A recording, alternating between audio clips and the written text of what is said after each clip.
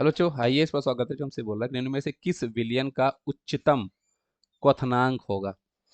तो उच्चतम क्वथनांक पूछा बच्चों, तो क्वथनांक के लिए तो बच्चों सीधा सीधा आपके पास है कि सोल्यूशन का जो भी आपके पास क्वथनांक होता है बच्चों, वो directly proportional to I into M हो जाता होता है। जिसका आई इंटू एम बच्चों ज़्यादा होगा वहाँ पे उसका हमारे पास क्वथनांक ज़्यादा हो जाएगा। अच्छा बच्चों, इस क्वेश्चन में देखो उसने 1% W/W दे के दे रखा है जल में। तो मास परसेंटेज वाला ये आपके पास क्वेश्चन है बच्चों। यहाँ पे 1% का मतलब क्या हो जाएगा, 1 ग्राम आपके पास सॉल्यूट है ना, 100 ग्राम सोल्यूशन में, ऐसा है। सभी में मतलब यही होगा, तो सभी में देखो बच्चों सॉल्वेंट का जो वेट होगा वो तो 99 99 99 सभी में आ जाएगा, है ना।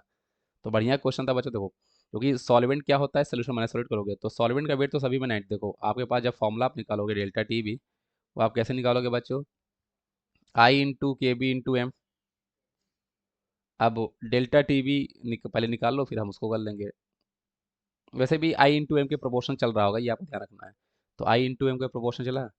अब मजे की बात क्या है बच्चों की एम आपके पास क्या होता है, आप उसको लिख के देखो तो आई एम आपके पास क्या होगा, वही नम weight divide by molecular weight into weight of solvent. ये फॉर्मूला बनता है इनटू 1000। अब आप एक चीज़ देख रहे हो बच्चों, वेट हर केस में सॉल्यूट का सेम है, सभी में 1 ग्राम। यहाँ पे भी 1 ग्राम सॉल्यूट, यहाँ पे भी 1 ग्राम सॉल्यूट, और यहाँ पे भी 1 ग्राम सॉल्यूट आएगा। 100 ग्राम में सेम लॉजिक लगेगा क्योंकि 1% है। तो सॉल्वेंट आपके पास यहाँ पे भी 99 ग्राम होगा, यहाँ पे भी 99 ग्राम होगा, यहाँ पे भी 99 ग्राम होगा, यहाँ पे भी 99 ही होगा। तो वो ये चीज़ हर केस में सेम रहेगी, ये चीज़ हर केस में सेम रहेगी, और ये 1000 सेम ही रहेगा। तो आप यहाँ पे डायरेक्टली बोल सकते हो बच्चों, यहाँ पे आई बाय मॉलिकुलर वेट का रेशियो चलने वाला है। अगर आपको यहाँ पे डेल्टा टी भी निकालना है, या फिर सोल्यूशन का बॉइलिंग पॉइंट अगर आपको निकालना है, तो जहाँ पे आई बाय एम का रेशियो जितना ज़्यादा होगा उतना क्वथनांक उसका हो जाएगा। तो आई आप यहाँ पे देखोगे, जैसे ग्लूकोज का आई 1 है, तो यहाँ पे 1, और ग्लूकोज का मास कितना होता है बच्चों, 180। तो ये 1/180 रेशियो यहाँ आएगा।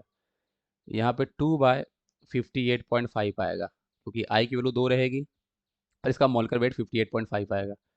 यहाँ पे जब देखोगे बच्चों, तो यहाँ पे आई कितना होगा, 3 2 5 5 हो जाएगा, क्योंकि CA3PO4 ट्वाइस को जब आप आयनाइज करोगे तो ये आपका 3Ca2+ और ये 2 फॉस्फेट ऐसा आयनाइज होगा। तो 3 2 5, तो मतलब ये आपके पास 5, और डिवाइड बाई इसका मॉलिक्यूलर वेट निकालोगे। इसका मॉलिक्यूलर वेट हमारे पास कितना आएगा बच्चों, अब कैल्शियम का कितना होता है, 40। सॉल्व करके आप यहाँ पे निकाल लो। मैं आपको डायरेक्टली इसको बता देता हूँ बच्चों कि हमारे पास जो CA3 है ना, PO4 का मोलर मास आपके पास बच्चों 310 के आसपास आ रहा है। तो 310 311 आप इसको ले लोगे, और ये आपके पास 1/99 आएगा। सॉरी, इसका 60 होता है, इसका होता है 60। अब आप देख सकते हो यहाँ पे क्या आपके पास यहाँ पे आंसर हो जाएगा, किसका आई इंटू एम ज़्यादा हो जाएगा। अब यहाँ पे मुझे आई इंटू एम सबसे ज़्यादा जो है, तो ऑप्शन नंबर बी वाले केस में लग रहा है। आई बाई एम का रेशो सबसे ज़्यादा वहीं पे मुझे लग रहा है ना। नहीं, या फिर बी में क्या, इसको अगर मैं सॉल्व करूँ तो ये 1 CA3 3 2 5 और ये 310। तो ये आपके पास 310 हो गया, 311। तो 5 डिवाइड बाय अगर मैं यहाँ पे 310 करता हूँ तो 0.016 आएगा। ये 0.016 आपके पास आएगा। यहाँ पे अगर मैं 2 डिवाइड बाय 58.5 करूँगा तो 0.34 आ रहा है। अब अकॉर्डिंग टू मैथ्स सबसे छोटी सबसे बड़ी वैल्यू तो मुझे बी की ही लग रही है बच्चों, 258.5।